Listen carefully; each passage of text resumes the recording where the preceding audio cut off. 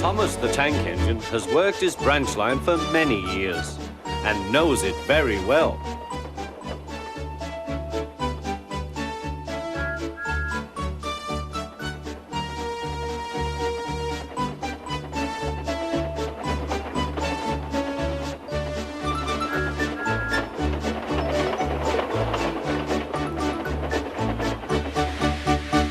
You know just where to stop, Thomas, laughed his driver.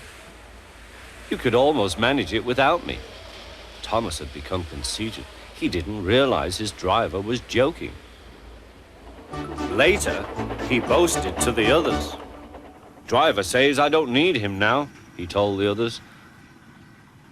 Don't be so daft, snorted Percy. I'd never go without my driver, said Toby earnestly. I'd be frightened. Huh, boasted Thomas. I'm not scared. You'd never dare. I would then. You'll see. The next morning, the firelighter came. Thomas drowsed comfortably as the warmth spread through his boiler. Percy and Toby were still asleep. Thomas suddenly remembered. Silly stick in the mud, he chuckled. I'll show them. Driver said I could manage without him. I'll just go out. Then I'll stop and wheesh. That'll make them jump. Thomas thought he was being clever. Really, he was only moving because a careless cleaner had meddled with his controls. He soon found his mistake. He tried to wheesh, but he couldn't. He tried to stop, but he couldn't. He just kept rolling along. He didn't dare look at what was coming next. There was the station master's house. The station master was about to have breakfast. Horrors! Cried Thomas and shut his eyes. The house rocked. Broken glass tinkled. Plaster was everywhere. Thomas had collected a bush on his travels. He peered into the room through its leaves. He couldn't speak. The station master was furious. His wife picked up her plate. You miserable engine, she scolded. Just look what you've done to our breakfast. Now I shall have to cook some more. She banged the door. More plaster fell. This time, it fell on Thomas. Thomas felt depressed. Workmen propped up the house with strong poles and laid rails through the garden.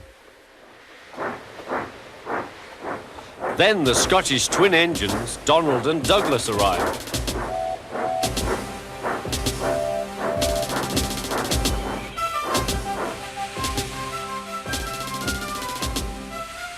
Dinna fash yourself, Thomas.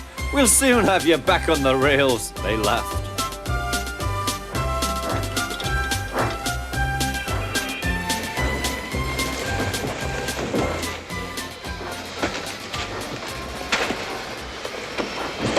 Donald and Douglas, puffing hard, managed to haul Thomas back to safety.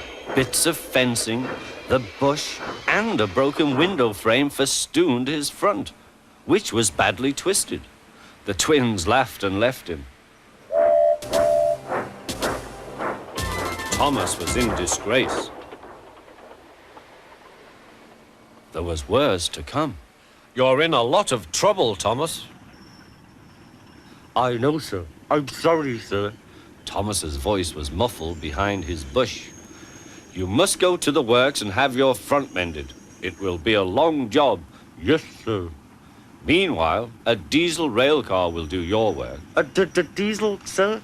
Thomas spluttered.